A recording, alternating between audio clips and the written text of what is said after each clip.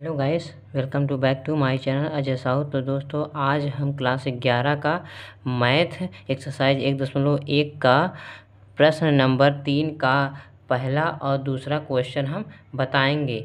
तो दोस्तों, आज हम पहले और दूसरे क्वेश्चन को आप लोगों को बताएंगे। अब चलते हैं हम तीसरे प्रश्न पर। हमारा तीसरा प्रश्न क्या कह रहा है, अब हम प्रश्न को पढ़ते हैं। हमारा प्रश्न कह रहा है कि निम्नलिखित समुच्चय को रोस्टर रूप में लिखिए। दोस्तों, हमने पिछले वीडियो में आप लोगों को यह बता दिया था कि रोस्टर रूप में कैसे लिखा जाता है समुच्चय को, और समुच्चय निर्माण विधि से कैसे किया जाता है।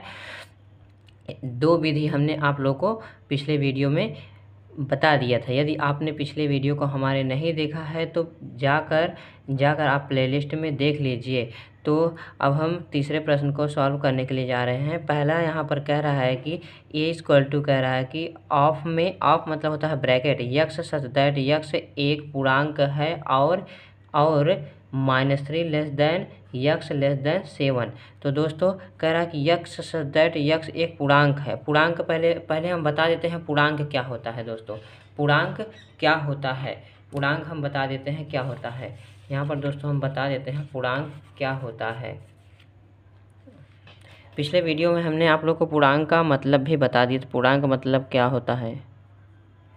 फिलहाल यह प्रश्न समझने के लिए आप लोगों के लिए यह हम पूर्णांक फिर से बता दे रहे हैं ताकि इस प्रश्न समझ में आ जाए अच्छी तरह से। पूर्णांक क्या होता है, इसको कहते हैं इंग्लिश में क्या कहते हैं, इंटीजर नंबर से कहते हैं, इंटीजर नंबर। पूर्णांक क्या होता है, -∞ से -3, -2, -1, 0, 1, 2, 3 डॉट प्लस इनफाइनाइट तक।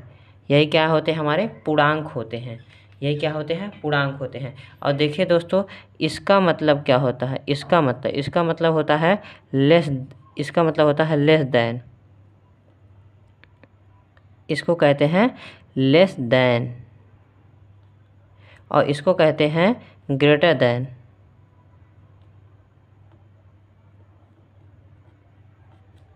Greater than. अब दो और सिंबल है गणित में, इसको कहते हैं greater than, greater than equal नहीं, लेस देन इक्वल।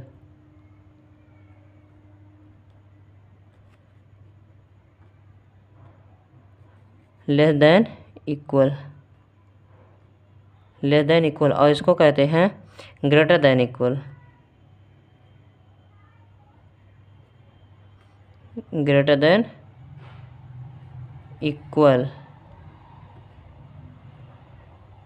अब देखिए दोस्तों, इसका मतलब हम समझा देते हैं, इसका मतलब समझा देते हैं। तो दोस्तों याद रखिए, जिस ओर इस सिंबल का मुंह खुला होता है उस ओर संख्याएं क्या होती हैं, बड़ी होती हैं।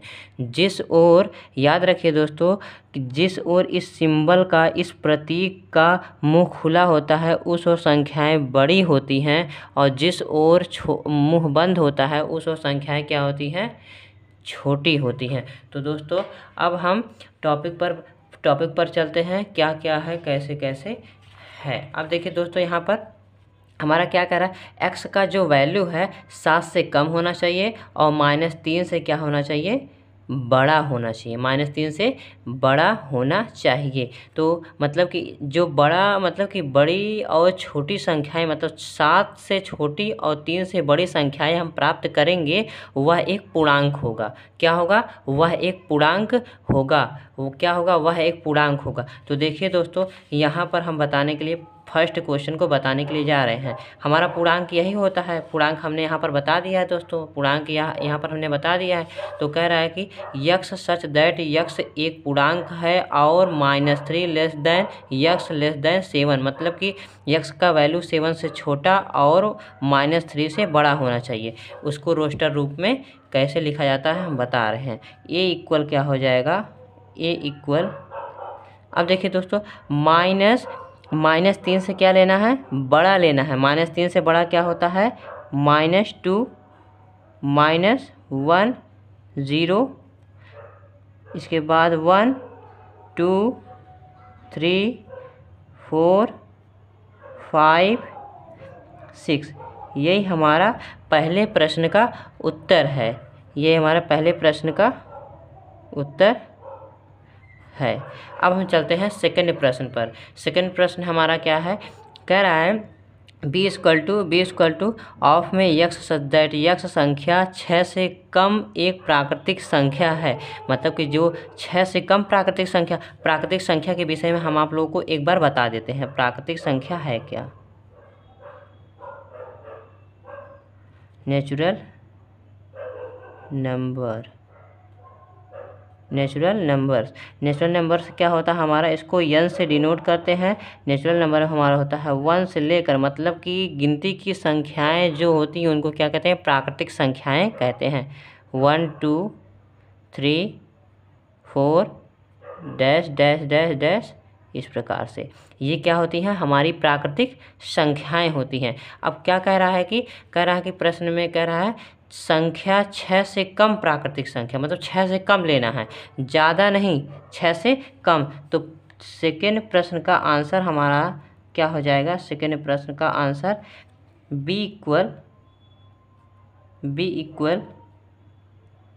इक्वल क्या हो जाएगा हमारा, 6 से कम। 6 से कम क्या होता है, 1 2 3 4 5, केवल 5 तक ही जो संख्याएं हैं 6 से कम हैं, तो 1 ले लेंगे, 2 3 4 5, ये हमारा 6 तक क्या हो गई, मतलब कि 6 से कम प्राकृतिक संख्याएं होंगी। ये हमारा सेकंड प्रश्न का आंसर है। ये सेकंड प्रश्न का आंसर है। तो दोस्तों यदि हमारा वीडियो अच्छा लगा हो तो हमारे चैनल को सब्सक्राइब करिए, लाइक करिए, कमेंट करिए, ताकि हमारे द्वारा बनाए गए वीडियो का नोटिफिकेशन आप तक पहुंच सके। तो दोस्तों आज के लिए इतना ही। जय हिंद।